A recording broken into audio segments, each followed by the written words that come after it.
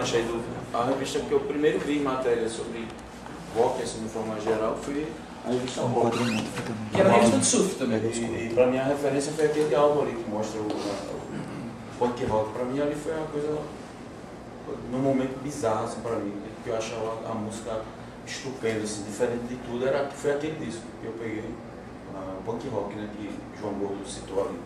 Ali foi, pra mim, foi o grande lance assim, da sonoridade. Né? Outra coisa interessante, né, que era a falta essa coisa de falta de acesso, né, então, era a questão de ninguém tinha grana, ninguém trabalhava, aquela coisa toda, então o escambo, né, a troca de disco era 2 por 1, não sei mais o que, um comprava um disco, ouvia, gravava e negociava e tal, e isso era muito agora, interessante. uma coisa também que eu acho que é importante notar é que o rock não era moda, né? Antes do Rock in Rio, quer dizer, gostar de rock era muito bizarro, era muito alternativo, quer dizer, e não era intelectual, não era hegemônico, assim, o pessoal cabeça da universidade e tal gostava de MPB, né? O lance era giro, caetano e tal, gostar de rock era uma coisa meio, pô, você é americanizado, você americanizado, né, muito assim. Você vai voltar o lance da loja, eu acho muito importante o fato da abertura das lojas, bichos sonoros. E a loja de Silvio Local foi mais ou menos na mesma época. Eu tenho uma dúvida. Mas o legal é falar que era. Foi questão de meses. Quando o Passos foi abrir a loja, eu já estava com as caixas com material. Certo. Ele se antecipou e abriu, né? Mas era diferente porque eu só vendia metal punk, né? E fanzines, né? Eu não tinha discos de, como o Eduardo falou, de Voluntários da Pátria, nem essas bandas que eram mais. Eu não gostava? Não, eu não era que eu não gostava assim, mas eu me identificava mais com as bandas mais de metal e mais punk mesmo. Eu achava esses sons mais cabeça, assim, aí eu me afastava de certa forma, assim, meio chato, assim. E até hoje eu acho meio chato. Mas eu me identifiquei, aí minha loja ficou meio estranho, porque eu montei naquela época uma loja no bairro Cirurgia. Me lembro, uma garagem. O centro de Aracaju se limitava, acho que a 2, 3 ruas, né? Aí eu montei uma loja na rua de Riachão, numa garagem escondida, vendendo metal e punk, né? Foi meio estranho, assim, né? Depois eu comprei um lugar lá da distribuição, a segunda loja deles, eu comprei, eles fecharam, na travessa dos Neto Fontes. Mas também voltando um pouco do gancho aqui do documentário, acho interessante também frisar que tinha comentado com o Carlos já isso, que às vezes as coisas acontecem ao mesmo tempo, mas em épocas diferentes. Tipo, o punk inglês, aí você pega a adaptação que a gente comentou aqui do punk em São Paulo, né? Da fala, né? A coisa adaptada às suas dificuldades. Eu acho muito parecido com o que veio de lá para cá também, para a Sergipe, na época, porque a gente coloca as dificuldades, mas a gente, quando via as revistas das bandas, no nosso caso aqui ninguém sabia tocar, ninguém tocava instrumento nenhum. O nosso lance foi até muito mais bizarro. Acho que a gente falava assim, já tocava todas as músicas de vocês, a gente solava, onde comprar instrumento. A gente nem sabia onde comprar instrumento. Não sabia tocar e não sabia nem onde comprar e procurar instrumento em Aracaju. Aí você me lembrou de uma coisa, eu mandei, desculpe, um e-mail para Silvio Passos, uma mensagem, porque eu era do Raul Rock Club. Eu tinha carteirinha e tudo, eu era do fã-clube de Raul Seixas. Né? Isso em 84, não em 84, 85, por causa do... desculpa lá. Não, mas só complementando, aí os caras falavam das ruas da Inglaterra, dos guetos e tal, aí os caras de São Paulo falavam a mesma coisa, dos problemas de rua e tal. Veio pra cá a gente falando da lixeira da Soledade, do mercado podre, da fábrica de cimento, então tudo eu acho que são momentos iguais, né, em épocas diferentes. E isso da perseguição da polícia. Agora, para o resquício ainda a gente pegou pouco, mas pegou da ditadura, a Eduardo falou de 86, né?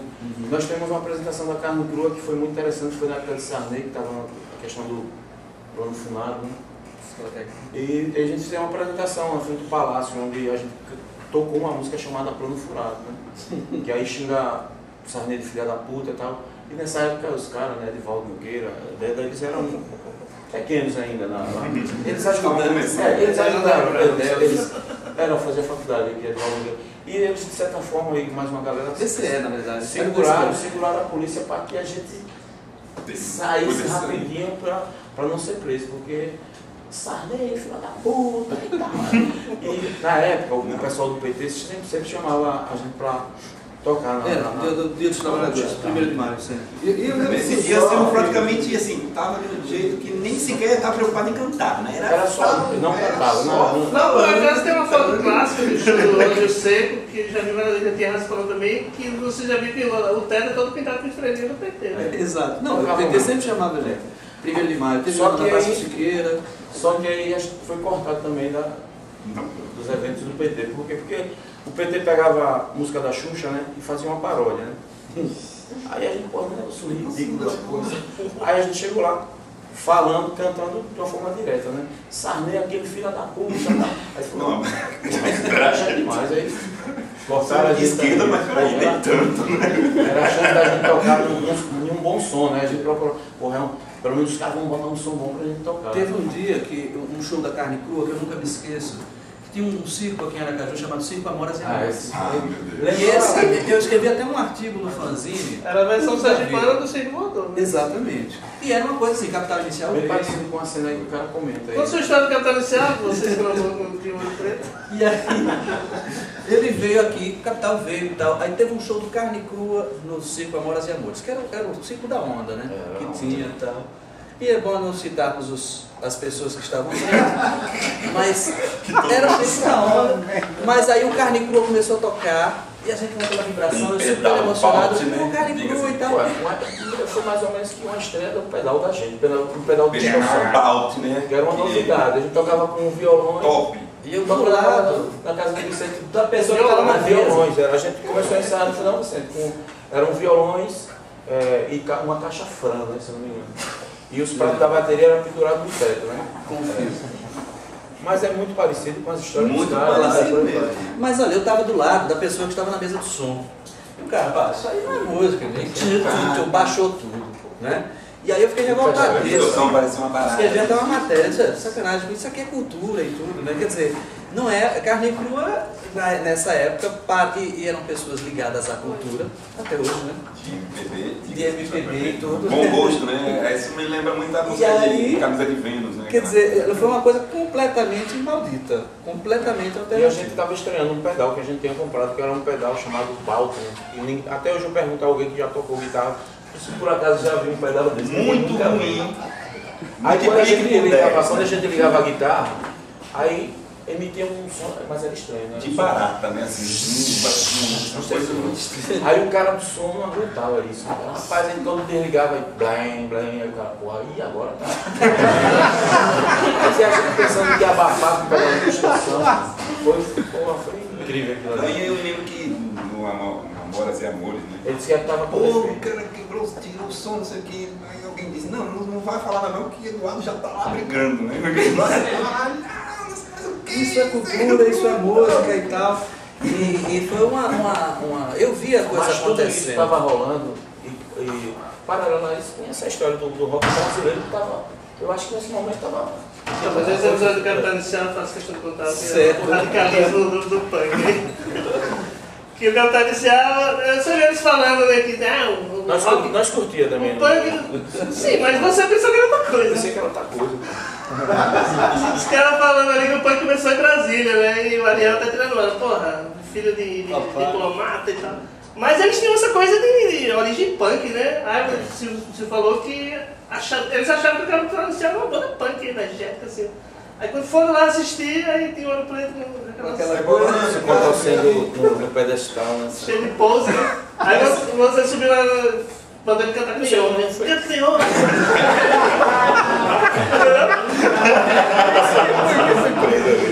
Tem também uma variação da Eu lembro também uma cena do Silvio, que foi num festival de música Novo Canto, o Carne Crua foi convidado a tocar lá na concha acústica do Centro de Criatividade. Depois da banda... mais MPB? Sim, MPB. E aí tem a banda Way, que era a banda que estava tocando, tocava bateria na banda. E aí eles queriam um chimbal emprestado, as cascaixas emprestadas e tal. E aí o pessoal da banda Way disse, não vou emprestar não. A banda punk e tal, não sei o quê. E aí eles começaram, finalmente ajeitaram o som, e Silvio chegou no microfone e disse, queria fazer um agradecimento aqui especial à Banda Way, que abriu as pernas pra gente meter. E aí eu me Bom, Era o que essa Banda Way? Era do Sergival, do Senna. Era baterista. Era o baterista. Então foi um período pré. Agradecer a Banda Way. Essa frase lembrou uma que essa frase não é minha, mas teve uma frase de Edelvan que eu usei também no show, né, no Festival Rock, né? Foi a banda Rapa, né? E como era uma banda já na mídia, muito famosa, muita exigência. aí não podia usar o palco que a gente estava usando. Atrasou o show inteiro, né? Por conta que as bandas não podiam usar o mesmo palco, né? A Edelvan me deu uma luz, né? Aí usei uma frase de Edelvan, como foi uma frase? Rapa de cu é rola. Mas chegou em Recife, no palco, né? a história em Recife chegou Palco que e microfone. e o vocalista da Carne Crua tinha tentado dar uma facada no cara. Foi passando de pouco em pouco. Em outra época, o Sinforme foi fazer uma entrevista comigo e perguntou se é verdade que a Carne Crua no começo, né, jogava pedaços de carne para a plateia. Criou-se um mito, né? Criou-se um mito. Olha, antes de passar para o pessoal fazer perguntas para alimentar aí eu queria só fechar a coisa da cronologia, porque eu falei que em 82 foi o levantamento que a gente fez foi o seguinte: bandas que lançaram discos, né? Então 82 foi um grande ano, uma infinidade de bandas, inclusive do punk rock, etc. Aí a gente acompanha 82, 83, 84, 85, chegou ao Rock in Rio, etc. Mas 88 parece que para tudo. Em 88, as bandas, as que já estavam na estrada, continuam lançando discos, né? Titãs, Paralamas, etc. Mas não surge mais. E aí a gente começou a ver o que era que estava acontecendo no mercado fonográfico e, a partir de 88, começam realmente a aparecer outras coisas assim, alternativas. Por exemplo, Marisa Monte, o próprio Ed Mota, enfim, uma série de manifestações musicais, inclusive hip hop, essas bandas começam a surgir. E aí parece, a gente tem uma impressão, os Racionais mesmo, né? A gente tem a impressão, na pesquisa, que a gente estava vendo essa questão da massificação, que em 88 parece que se esgota essa coisa do rock no Brasil. Então o rock na década de 80, ele realmente é de 82 até 88. Depois de 88 vira um desdobramento. E aí, e novas correntes, e novas coisas, né? Eu acho que o Silvio ele tem experiência, por isso que a Carne Crua atravessou todas essas fases. Né? Um detalhe que nenhuma banda sergipana nunca lançou disco nenhum. A primeira que conseguiu lançar foi a Carne Crua já em 94. Já em 94. Né? Ele não conseguiu, era só fita e tudo, né? Fita cassete. Esse disco da Junta saiu em 94, numa situação de que eu fui em estúdios aqui em Aracaju para tentar fazer uma gravação e era, de certa forma, ridicularizado. Né? Qual música que você vai gravar aí? Som punk, eu quero funk. Foi gente que tem estúdio. Teve pontos de aumentar o preço, né? Mas o desejo, a hora era bem mais cara. Porque a informação era rápida de São Paulo, pelo menos para mim sempre foi rápida, dos grupos punks, né, dos fanzines, era muito rápida e eu imaginava como é que eu vou conseguir gravar um LP em Aracaju, cara, era um dilema da polícia. É muito difícil. Né? E aí eu acho que sair na hora que tinha que sair foi aquela, e foi em 94 mesmo. Aí. Mas mesmo em todo o Nordeste, o primeiro disco underground, o primeiro disco de uma banda punk do Nordeste foi o Câmbio Negro, de Recife, que foi em 90. 90. Agora tem Os anos 80 era o deserto total. Tem uma banda que ela é muito sui generis, assim, na década de 80, que lançou um disco que é o Stress. A banda Stress, do Pará, que era um heavy metal. Era 80 e Wilson Porrada. Esse foi o primeiro disco de heavy metal do Brasil. Do Brasil. E aqui circulou. Tinha um cara que tinha um, e aí todo mundo gravou, né? Gravou fita e tal, Sodão e Gomorra, sai daqui. E era aquela coisa, a bateria assim.